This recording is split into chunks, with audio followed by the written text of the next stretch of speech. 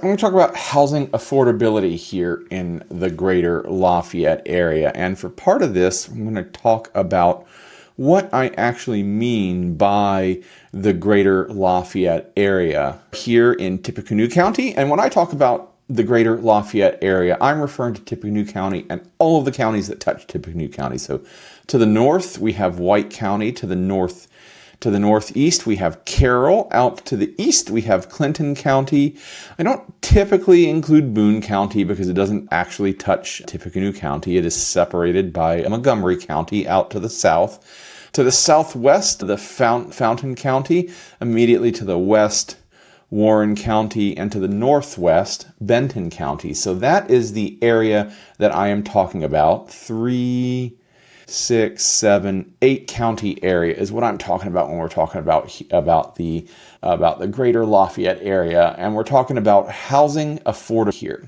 And long story short, is it more affordable to live in Tippecanoe County in Lafayette and West Lafayette, or are there deals to be had? Is it more affordable to live in the surrounding counties? And is it affordable at all? What does affordable mean? First up, to define affordability, we got to look at payment as a percentage of income. And so that is the old guideline of how much should your housing payment cost you every month out of your total income. And whatever that guideline has traditionally been, the fact is that in reality, that number has been rising, and it's been rising pretty steeply over the last 5 to 6 years at a pretty good clip. But in Tippecanoe County, where Lafayette and West Lafayette are, the average payment as a percent of income is 51.9%, almost 50%. Almost half of income on average is dedicated to housing here in Tippecanoe County. I don't think that fits the definition of affordable, but what about the surrounding counties? Well, let's just go on a tour around the ring. In White County, it's only a third. It's 34.6% of income is what the average cost of housing is. Out to the northeast in Carroll County, it's very similar to White County. It's 33.5%, so about a third of your income. Moving on down, Clinton County, even little lower still, slightly under a third at 31.7% of income. Then we move to the south. Montgomery County, home of Crawfordsville, we're continuing this trend downward. It is less than a third. It's only 29.3% of income on average dedicated to housing. Fountain County pops back up to that 33.2% mark, and Warren County is 31.5%, and finally Benton County, the cheapest, but also one of the, if not the most sparsely populated counties in Indiana.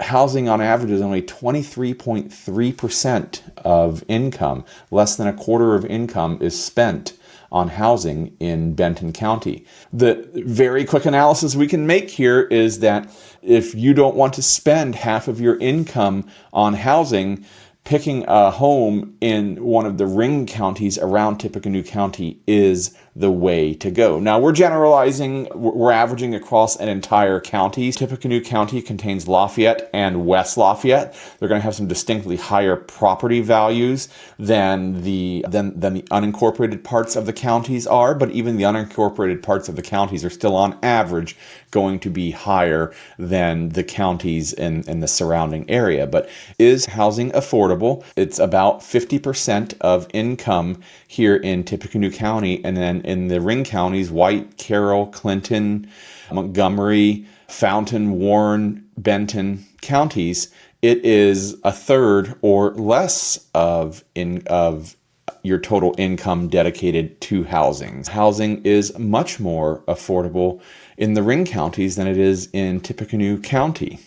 Next up, affordable listings. So this is the percent of listings, homes for sale, in the last 90 days, in the last 3 months, that are affordable to households earning under $75,000. Now, that affordability means what is the percent of your income that is dedicated to housing, and the typical number is about a third. So how many of those houses in that particular market fit that definition? So let's have a look here. In a bit. In Tippecanoe County, only 21.8%, about 22% of listings met the definition of affordable. That's a pretty small number. That means almost 80% of listings are above the affordability index here in Tippecanoe County.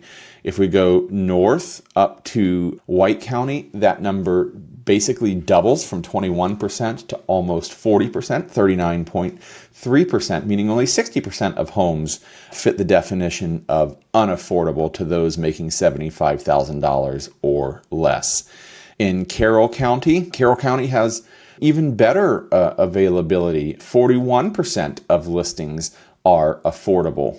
In Clinton County, half of homes that are for sale over the last 3 months are affordable to those making $75,000 or less. So Clinton County is a pretty good deal if you're looking for homes that fit the definition of affordable to somebody making $75,000 or less. But that number goes up even higher down in Montgomery County at 60% of homes affordable to those making $75,000 or less. Fountain County out to the southwest, hovering around that 50% mark as well. Warren County, only 28% of homes, it's a number much county fit the definition of affordable to those making $75,000 or less. And finally, Benton County, 65.4%. So Benton and Montgomery County are definitely the highlights for the number of homes that are affordable to those making $75,000 or less. Tippecanoe County and Warren County lag the field in total number of homes that are affordable. So if you're looking for just sheer percentage of homes that meet the definition of affordability for those that are making $75,000 or less, and that is is it about a third of your income dedicated to housing, that the answer is that that the numbers are in your favor in Benton and Montgomery County. But are they? Are they really? And to talk about that, what we really have to say is how many homes are available, because Tippecanoe County is a much larger county when it comes to housing than all of the surrounding counties. So we've been talking about percentages, but let's talk about actual numbers. And this is new listings by price, rolling 12-month numbers, all right? So this is the total number of new homes, not new homes, but homes that come to market not necessarily for the first time, but the houses that have come to market over the last 12 months. So let's have a look at that. We'll start again with Tippecanoe County. Rolling 12-month period, almost 2,500 homes, 2,495.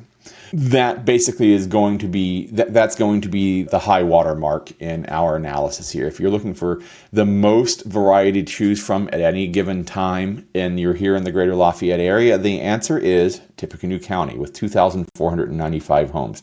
Popping up to the north, though, rolling 12-month period, White County, only 407 homes, about 20% of what Tippecanoe County is. Out to the northeast, Carroll County, even less, 200 homes, and that means that there are only about 20 homes or so, 20 to 25 homes coming to market on average every month, as opposed to about 200 over the last rolling 12-month period in Tippecanoe County.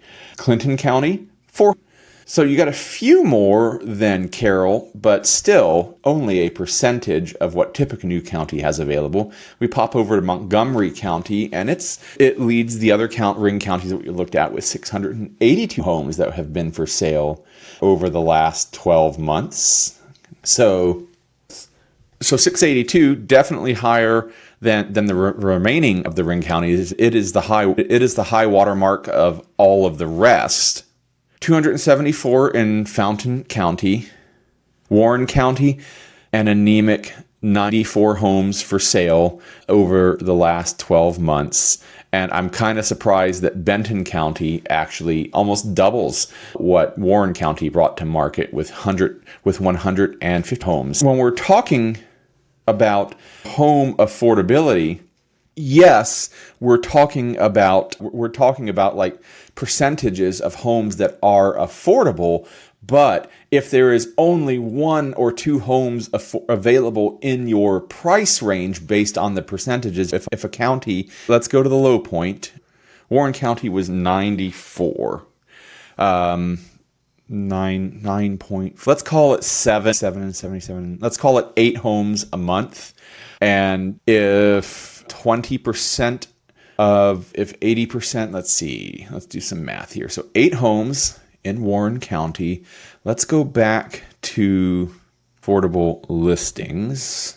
That percent of homes meet the definition of affordability in Warren County, about a third. So let's call it 2 out of 8, 2 to 3 out of 8. But that means that there are only 2 homes that are available, as opposed to Tippecanoe County, where almost 22% of homes meet the definition of affordable. So 22%, so about a fifth. And about 20% of, 250, so that's about 120 a month would be 12, it'd be about 1,100 a month, about 110 a month. So 220, 22, 44, call it somewhere between 40 to 50 homes meet the definition of affordable in Tippecanoe County at any given time. So it is less a percentage of the homes that are available that meet the definition of affordability, but there are more homes that are affordable. So obviously, where are they? What condition that they're in is going to play a role in that. And on average, property values are going to be a little less in the surrounding counties than they are in Tippecanoe County. So chances are you're going to get a little more for your money. But how much gas are you going to have to spend if you're working in Lafayette or West Lafayette and you're living way out at the far end of one of the surrounding counties? What's the difference in price that you're going to have to pay in gas and wear and tear on your car? What condition is the house going to be in? On average, you're probably going to get a little more. It's probably going to be in a little better condition on average. But again, we're talking about averages. And if there's only 2 homes available that meet the criteria of affordable, then is it really affordable?